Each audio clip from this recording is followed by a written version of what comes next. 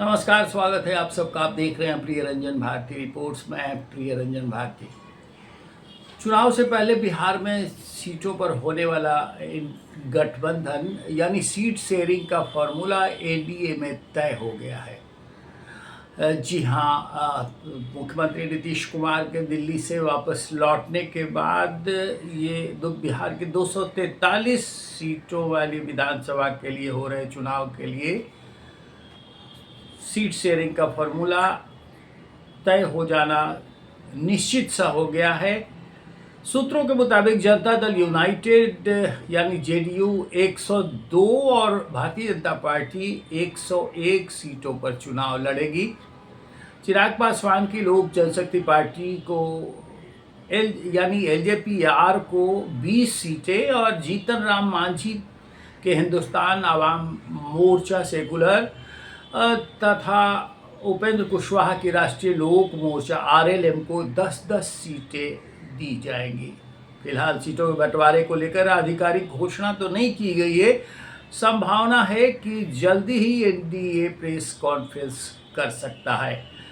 अभी राज्य के विधानसभा वार क्षेत्रों में एनडीए का सम्मेलन हो रहा है। चुनाव से पहले एनडीए के नेता हर क्षेत्र में सम्मेलन कर रहे हैं, वो रैलियां कर रहे हैं।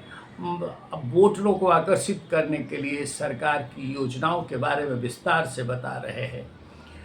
अब जल्दी ही घोषणा संभव हो सकती है, इस पर मंथन चल रहा है। जेडीयू बीजेपी दोनों के बीच में 1-2 सीटों का अंतर संभव हो सकता है।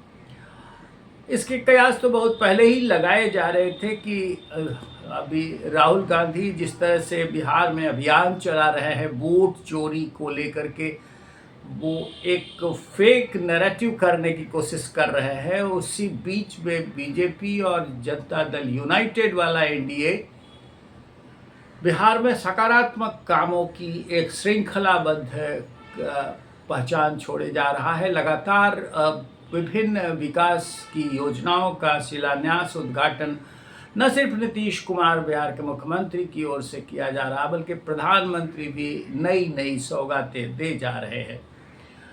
अब ये संभावना जताई जा रही है कि बहुत जल्दी ही दोनों नेताओं के, दोनों पार्टियों की तरफ से, जनता दल यूनाइटेड और बीजेपी की तरफ से इस बात को लेकर मंथन हो जाएगा कि कौन सी सीटें लड़ेगा, और इसमें कुछ सीटों की अदला बदली हो सकती है। खास करके इस बार जो गठबंधन में शामिल है लोक जनशक्ति पार्टी रामविलास पासवान, वो उसे लेकर के ये तय होना बाकी है कि उसे कौन सी सीटें दी जाएंगी। 2020 के चुनाव में ये लोक जनशक्ति पार्टी एलजेपी-आर गठबंधन की हिस्सा नहीं थी। 2020 की तुलना करें तो इस बार बीजेपी की 9 सीटें घट रही है। जदयू जो 115 सीटों पर उस बार लड़ा था, उसे इस बार 13 सीटों पर कॉम्प्रोमाइज़ करना पड़ेगा। उसकी घटाई गई सीटें लोजपा और बाकी दलों में बांटी जाएंगी। 2020 में जो सीट शेयरिंग का फॉर्मूला था, जनता दल यूनाइटेड 115 सीटों पर लड़ा था और उसे 43 सीटों पर जीत हासिल हुई थी।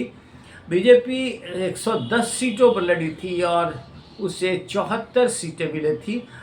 उस समय हम सेकुलर यानी जीतन राम मांझी की पार्टी को 7 सीटें मिली थी, वो 4 सीट जीत पाई थी। और ये उपेंद्र कुशवाहा की पार्टी उस समय गठबंधन का हिस्सा नहीं थी। उस समय वीआईपी मुकेश साहनी की पार्टी गठबंधन का हिस्सा थी, उसे 11 सीटें दी गई थी, लेकिन वो भी 4 पर ही सिमट कर रह गई थी। इस बार के चुनाव में ये वीआईपी मुकेश साहनी की पार्टी एनडीए में नहीं है, वो इस मर्तबा महागठबंधन का हिस्सा है और राहुल गांधी की वोट अधिकार यात्रा में लगातार मुकेश साहनी सक्रियता दिखा रहे हैं। पिछले चुनाव में आरएलएम यानी उपेंद्र कुशवाहा की पार्टी एनडीए में नहीं थी, इस बार एनडीए में वो शामिल है। 2015 का अगर आंकड़ा देखें तो 2015 में बीजेपी से अलग थी, जनता दल यूनाइटेड अलग था, वो महागठबंधन का हिस्सा था। उस बार बीजेपी 160 सीटों पर लड़ी थी और उसे 53 सीटों पर जीत हासिल हुई थी।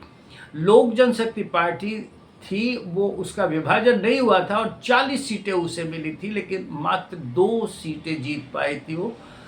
आरएलएसपी तब गठबंधन का हिस्सा थी, उसे 23 सीटें दे गई थी और वो भी 2 पर सिमट कर रह गई थी। हम यानी जीतन राम मांझी की पार्टी को 20 सीटें दी गई थी, लेकिन वो 1 पर सिमट गई थी।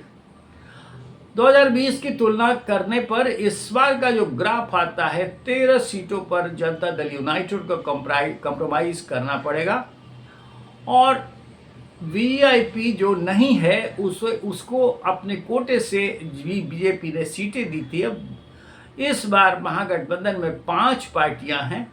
अभी तक जो फार्मूला सामने आया है उसमें जदयू और बीजेपी के अलावा 3 पार्टियों के खाते में कुल 40 सीटें जाने वाली है। 2020 में 135 सीटों पर लड़ी थी लोक जनशक्ति पार्टी रामविलास पासवान यानी चिराग पासवान की पार्टी। उस समय गठबंधन का हिस्सा नहीं थी और पार्टी ने 135 सीटों पर अपने प्रत्याशी उतारे थे। हालांकि 1 सीट पर ही जीत मिली थी, लेकिन खासियत ये थी कि लोजपा ने खास तौर पर जनता दल यूनाइटेड के खिलाफ अपने उम्मीदवार खड़े किए थे, जबकि भारतीय जनता पार्टी के खिलाफ प्रत्यक्ष रूप से वो चुनाव में नहीं उतरा था। हालांकि जून 2021 में लोजपा में टूट हुई और पशुपति पारस की पार्टी लोक जनशक्ति पार्टी रालोजपा बनी, जबकि चिराग की पार्टी लोजपा रामविलास बनी। इस बार चुनाव में एनडीए का हिस्सा है। पिछले चुनाव में एलजेपीआर ने जिस तरह का बवाल मचाया था, धमाल मचाया था, कहा ये जाता रहा है कि वो भारतीय जनता पार्टी की बी टीम की तरह लड़ी थी और उसके निशाने पर नीतीश कुमार थे। नीतीश कुमार की पार्टी को कमतर करने के लिए उसने इस तरह का प्रयोग किया था। इसके पीछे की वजह ये थी कि नीतीश कुमार चिराग पासवान को गठबंधन का हिस्सा आखिर तक बनने नहीं देने की जिद पर अड़े हुए थे और तभी इस तरह की व्यूह रचना हुई थी। हालांकि इसमें बहुत हद तक कामयाबी चिराग पासवान को मिली। अब इस बार के चुनाव में चिराग पासवान नीतीश कुमार के नेतृत्व में उनके मुख्यमंत्री का चेहरा रहते हुए फिर से चुनाव मैदान में हैं और गठबंधन का हिस्सा बनते हुए सकारात्मक चुनाव अभियान की बात में आगे बढ़ते हैं। लेकिन वो क्या करेंगे उनको लेकर कई बार सवाल खड़े होते हैं। हालांकि जो अब तक संकेत मिल रहे हैं, चिराग पासवान इस बार बिहार विधानसभा के चुनाव में उतर सकते हैं। कुछ एक सीटों पर वो खुद 1-2 सीटों पर खड़े हो सकते हैं, ऐसी दावेदारी उनकी चल रही है और इसके पीछे एक सोची हुई रणनीति है। भारतीय जनता पार्टी नेतृत्व चाहता है कि नीतीश कुमार के समानांतर पार्टी में एक युवा चेहरा भी उस तरह से प्रमोट किया जाए। इस कड़ी का हिस्सा चिराग पासवान हो सकते हैं। कुशवाहा की पार्टी इस बार एनडीए का हिस्सा है और इस बार अगर हम गौर करें लोकसभा चुनाव की सीटों की रचना पर तो 2024 के लोकसभा चुनाव में दोनों दलों के बीच जदयू बीजेपी ने 17 सीटों पर चुनाव लड़ना तय किया था, जदयू ने 16 और एलजेपी को 5 सीटें दी गई थी। जीतन राम मांझी और कि हम पार्टियों उपेंद्र कुशवाहा की राष्ट्रीय लोक मोर्चा को 1-1 सीट दी गई थी। लोकसभा चुनाव में बीजेपी ने जदयू से 1 सीट ज़्यादा पर चुनाव लड़ा था, लेकिन विधानसभा में जदयू बीजेपी से 1-2 ज़्यादा सीटों पर चुनाव लड़ने का मन बना चुकी है और इस पर सहमति भी लगभग बन चुकी है। अब ये महत्वपूर्ण होगा कि बीजेपी गठबंधन चुनाव से बहुत पहले अपनी सीट शेयरिंग का फॉर्मूला तय कर रहा है और इसकी घोषणा से हमेशा चुनाव में जब भी कोई अगली कतार में खड़ा होकर अपने अच्छे चुनाव अभियान की शुरुआत करता है तो उसको अनेक फायदे मिलते हैं। ये आजमाया हुआ सच है। तो एनडीए इस हिसाब से आगे अपनी घोषणा करके चुनाव में बढ़त बनाने की दावेदारी पेश कर रहा है। ऐसे में महागठबंधन के बीच में सीट शेयरिंग का फॉर्मूला जब फंसा हुआ है, एक फेक नेगेटिव बिहार चुनाव के लिए गढ़ने की कोशिश पार्टी के नेता कर रहे हैं, विभिन्न पार्टियों के, राहुल गांधी से लेकर तेजस्वी यादव, तो उसमें उनके बीच में सीट शेयरिंग के फॉर्मूले में देरी होने की आशंका जताई जा रही है। अब देखें कि चुनाव जब अगले 1-2 महीने में होना है तो उसके पहले किस तरह की रणनीति सामने दिखती है और किस तरह के रणनीति को आजमाते हुए दोनों गठबंधन चुनाव में उतर पाते हैं। प्रशांत किशोर की पार्टी इस बार पहली मर्तबा बिहार के चुनाव में भाग्य आजमाएगी और वो नया तथा ठोस विकल्प पेश करने की तैयारी कर रही है।